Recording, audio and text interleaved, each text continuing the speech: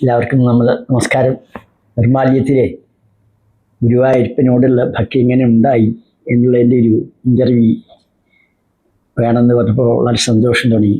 ഗുരുവായൂരുമായുള്ള ബന്ധം എൻ്റെ ജീവിതത്തിൽ എൻ്റെ വളർച്ച മുഴുവൻ ഗുരുവായൂരപ്പനിലൂടെയാണ് ഉണ്ടായിരിക്കുന്നത്. ഞാനത് ഒരുപാട് കഥകളുണ്ട്.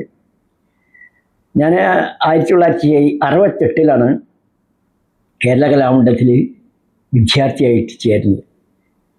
പിന്നെ 69 അരങ്ങേറ്റം കഴിഞ്ഞ് പിന്നെ ഗുരുവായൂർ കളിക്ക് വരുന്നത് 69-70 കാലഘട്ടത്തിൽ. ആദ്യമായിട്ട് ഞാൻ ഇവിടെ വരുന്നത് സത്രം ഹാളിൽ വെച്ചിട്ടാണ്.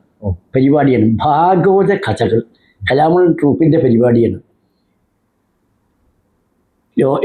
കേരളത്തിലെ ഒട്ടുമിക്ക എല്ലാ പ്രഗത്ഭന്മാരായ ആചാര്യന്മാരും പങ്കെടുക്കുന്ന ഭഗവാന്റെ കഥകളാണ്. അന്ന് കിട്ടിയത് വിശ്വരൂപ വേഷമാണ്. ഗുരുവായൂർ വന്ന് ആദ്യം ഞാൻ കിട്ടുന്ന വേഷം വിശ്വരൂപ വേഷമാണ്.